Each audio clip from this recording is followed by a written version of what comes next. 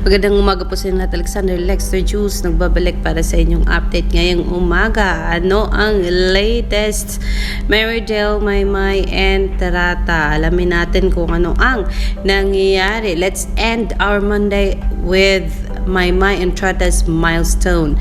Meron po siyang 200,000 Spotify streams for Pwede Ba, 7 million Spotify streams for Amaka Bugera, and 20 million music video views on YouTube.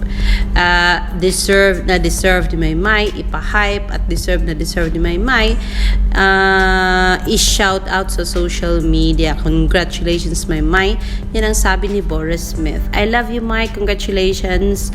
And walang daya yung Spotify streams niya.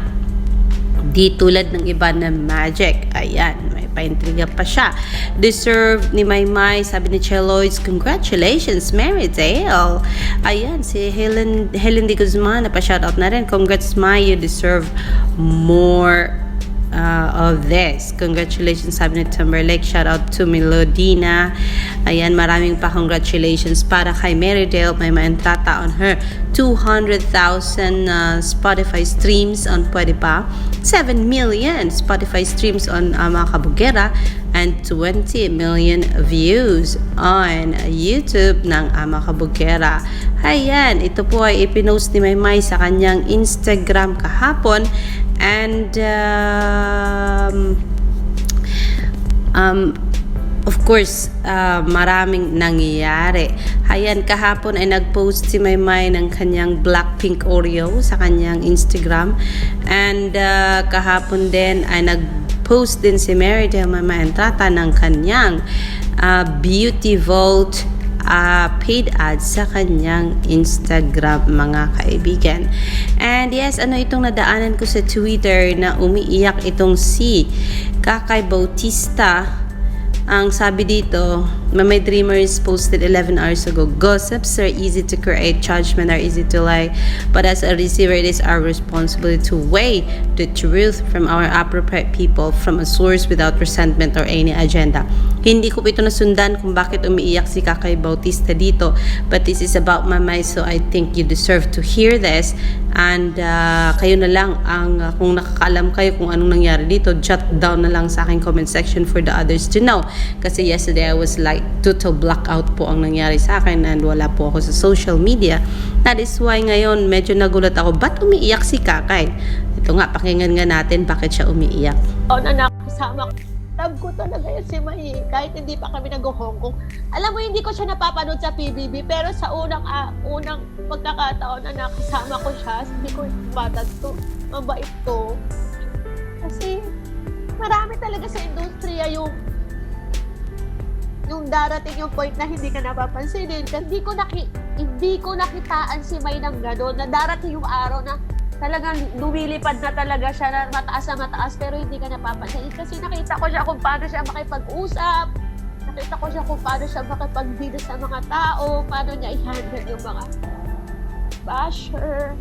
Ayun, that is Miss Kakay Bautista na mahal po si Marydel Maymay and Tatas. Maybe because isipin na lang natin na nagkaroon ng ganitong sentimiento itong si Kakay Bautista.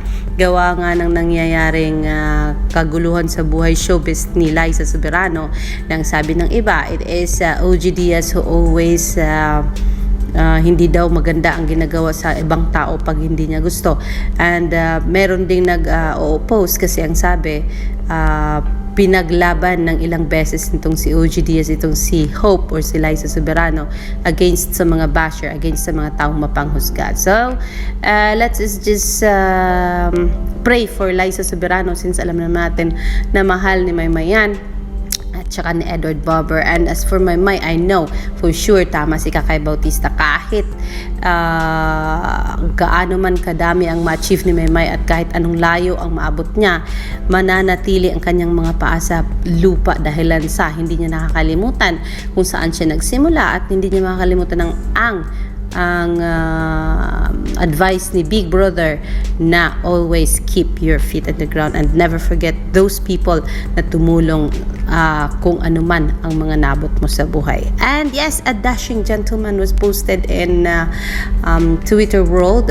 Gawa ng si Edward Bobber ay nag-host po ito ng Teen Clash na kung saan naging intriga tuloy ng dahilan sa maraming photos ang lumalabas na kasama nitong si Edward Bobber and si Vybers Clito sa stage, and where ayun nga, parang gusto ng ibang solids na bigyan ng kulay ang medyo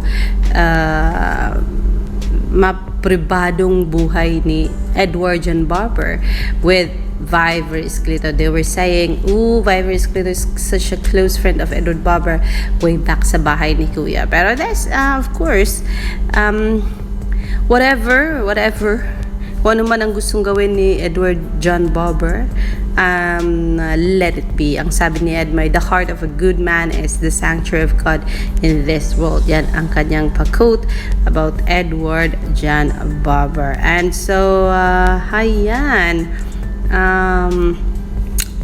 Nenen Serendipity is posting yung achievement ni Maymay sa kanyang Amakabugeran, pwede ba? At the same time, pinost din po ni Nenen Serendipity, ano ba yan?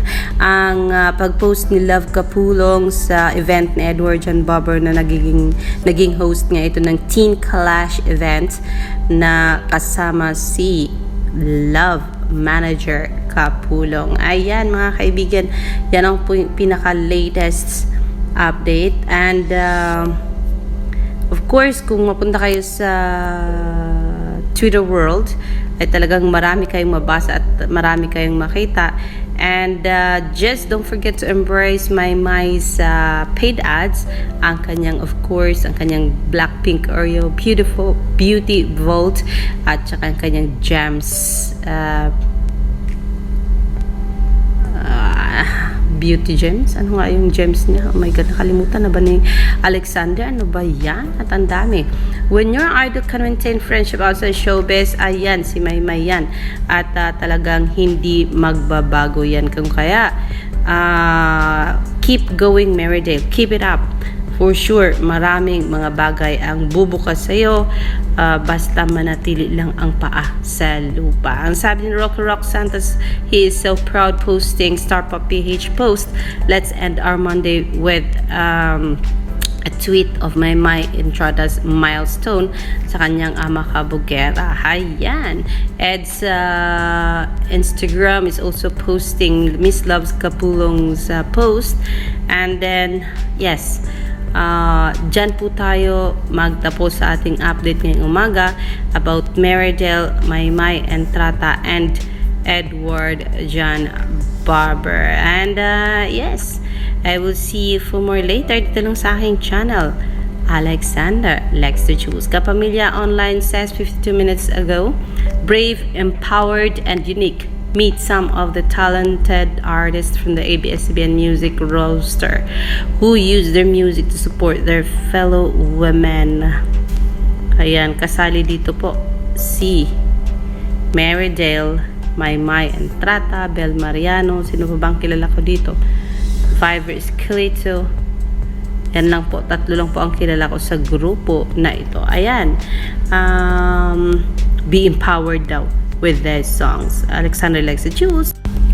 Ang sabi ng ibang followers ni Edward Bobber, wag daw masyadong mag-post itong photos ni Vybers and Edward. Baka daw ma-bash itong si Edward John Bobber with their photos. Alexander Lex the Jules, yan po muna ang ating update ngayong umaga po. Stay happy and stay healthy. Kasi po ang sabi, health is wealth. O diba? Alexander Lex the Jules, good morning everyone.